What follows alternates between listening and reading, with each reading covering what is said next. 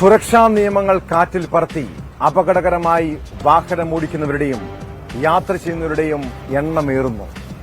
കഴിഞ്ഞ ദിവസം കൊച്ചി ധനുഷ്കോടി ദേശീയപാതയിൽ വാഹനത്തിനുള്ളിൽ നിന്ന് തലയും ഉടലും പുറത്തിട്ട് യാത്ര ചെയ്യുന്ന യുവാവിന്റെയും യുവതിയുടെയും ദൃശ്യങ്ങൾ നടുക്കമുളവാക്കുന്നതാണ്. സംഭവത്തിൽ ഉടുമ്പൻചോല മോട്ടോർ വാഹന വകുപ്പ് വിഭാഗം അന്വേഷണം ആരംഭിച്ചു. അപകടങ്ങൾ ഒഴിവാക്കാൻ ദേശീയപാതയിൽ വാഹനങ്ങൾ നിരീക്ഷിക്കാനായി ഫ്ലൈയിംഗ് സ്ക്വാഡിനെ നിയമിക്കണമെന്ന ആവശ്യം ഇപ്പോൾ ശക്തമായിട്ടുണ്ട്.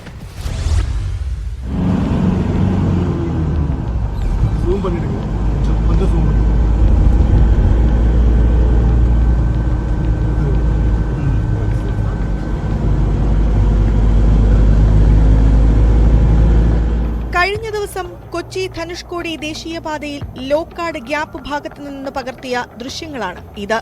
അമിത വേഗത്തിൽ സഞ്ചരിക്കുന്ന കാറിൽ നിന്നും ഒരു യുവാവും യുവതിയും തലയും ഉടലും പുറത്തിട്ട് യാത്ര ചെയ്യുന്നു.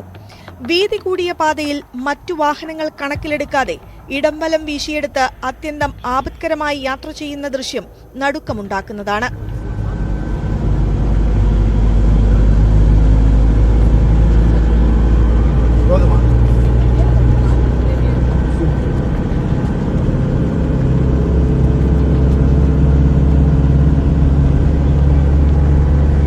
സംഭവത്തിൽ ഉടുമ്പൻചോല മോട്ടോർ വാഹന വിഭാഗം അന്വേഷണം ആരംഭിച്ചു.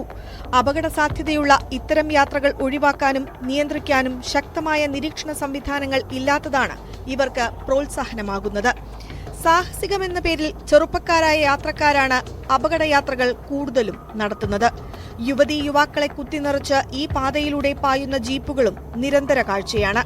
ഹൈറേഞ്ചിലെ ഏറ്റവും മികച്ച റോഡായി മാറിയ ലോക്കാട് ഗ്യാപ്പ് ഭാഗത്താണ് വാഹനങ്ങൾ യാത്രക്കാരുടെ ജീവൻ പണയം വെച്ച് സാഹസിക യാത്രയ്ക്ക് മുതിരുന്നത്.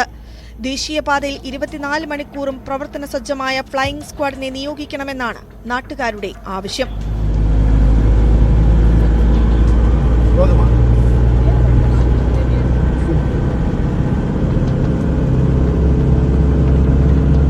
ന്യൂസ് 18 മൂന്നാർ.